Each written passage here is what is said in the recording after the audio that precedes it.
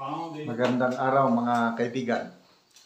Gusto kong i-share sa inyo itong paliwanag, pagdidetalye ni Senator Amy Marcos. Bakit nagagalit ang presidente sa kanya, yung kanyang kapatid. So, kawawa naman si Senator Amy, naiipit siya ng dalawang nag-uumpugang bato. Okay, so pakinggan natin ang Super Ate. Kaya ayoko na matotrouble siya. Tapos yung impeachment ni Inday Sara, medyo nagpaabot ako na hindi ito nakakatuwa. Talagang magkakaroon ng malalim at malawak na hidwaan ng ating bansa. Ang problema, hindi nga masyado nakikinig. At pati na rin doon sa GAA budget ng 2025, na sa palagay ko, naku talaga naman, ang laking kawatan. Ano ba naman yan? Sayang lang ang hinihingi natin sa flood control, sa ating sundalo. At tumayo ako ng privilege speech. Nagagalit yata siya dahil nga hindi ako sumasang-ayon lagi. Kaso, ayoko naman siya mapahamak ng todo-todo. Ito nga, ang nangyari, ang balita ko, nagagalit siya doon sa investigasyon, pero hindi ko maintindihan kasi akala ko makakatulong ako, honestly, to the truth, Ali. Ay hindi mahilig sa investigasyon, napilitan ako mag-imbestiga tungkol sa PI, yung pagpapalit ng konstitusyon. Napilitan rin ako mag-imbestiga tungkol sa mga ayuda, yung bilyon-bilyon na linulustay sa pampolitika. Abay, dyan sa budget na yan. At syempre, So, yan na.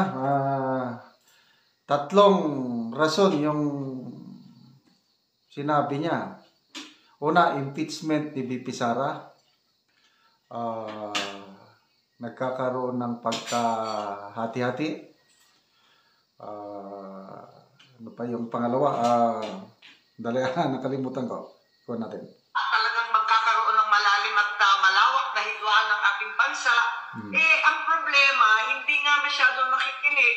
At pati na rin doon sa GAA budget ng 20... Yun pala.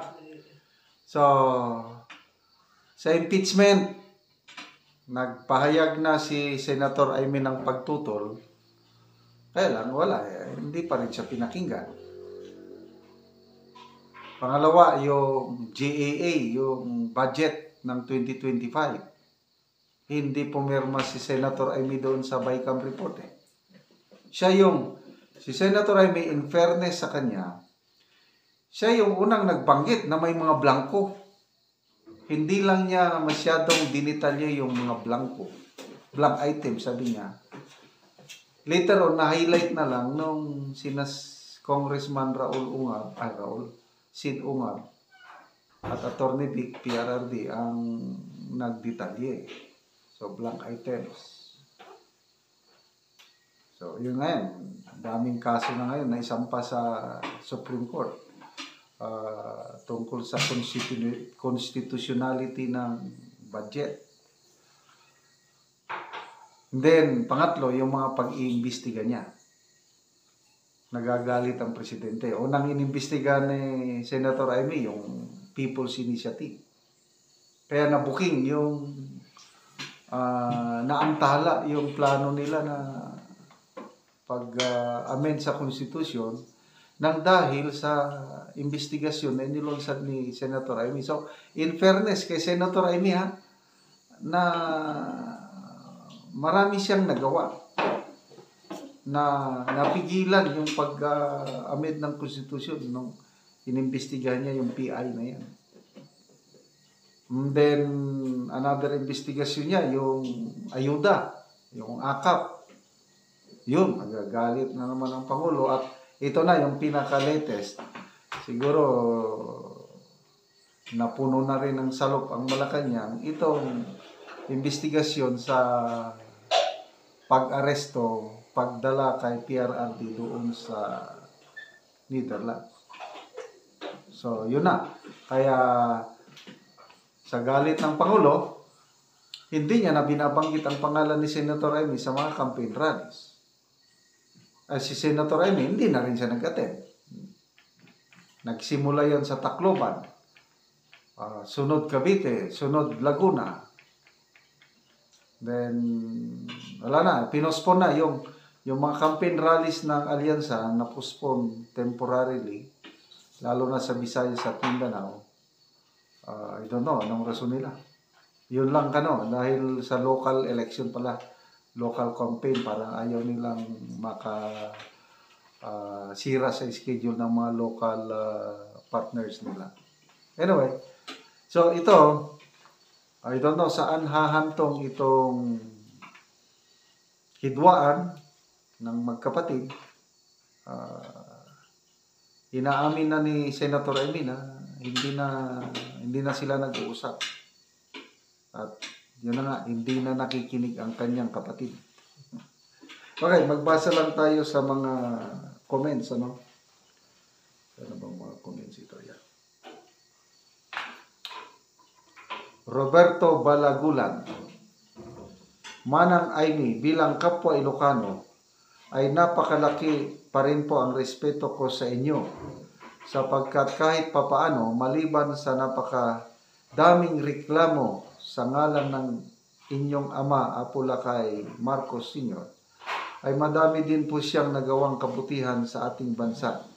Subalit kabaliktaran sa iyong kapatid na Pangulo ay lubhang nagdudulot ng pagkahiwa-hiwalay na sa ating bansa.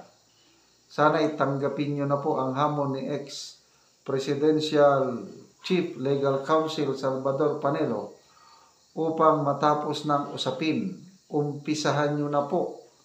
Ito yung hamon, yung mag-file siya ng impeachment complaint laban kay Pangulong Marcos Jr. Umpisahan niyo na po, nawa, habang may nalalabi pang panahon, at samantalahin niyo po ito bago sumapit ang pinal na paghatol ng sambayanang Pilipino sa eleksyon. Ang ganda nito Parehas niyang Ilocano, parehas naming Ilocano. Virgilio Tangente. Mag-file ka na ng impeachment laban kay BBM. Patunayan mo na hindi ka manggagamit. Seryosohan na. Custodia Bumutad. Sayang ang pagkakataon, pinagbigyan kayo ng mga mamamayang Pilipino, nagtiwala ulit sa pamilyang Marcos. Kaso, kayo din ang nagsumira sa gobyerno, pinakialaman ninyo. So, hintayin natin ang next hearing sa Senado tungkol sa pag-aresto kay PRRD sa April 3. Sana magbubunga ito ng mas maliwanag na pangyayari. Okay, salamat mga kaibigan sa inyong pagtangkilik sa ating channel. Nakakatulong kayo ng malaki sa tribong Talandig sa Bukidnon. Sweldo natin sa channel na ito is ginagamit pantulong sa tribo. Namimigay tayo ng yero at pako para ma-repair ang sira-sirang bahay ng tribo. Panoorin nyo ang video na ito. Nagtangtang na si Uncle og ato. Mag-atop na siya karon.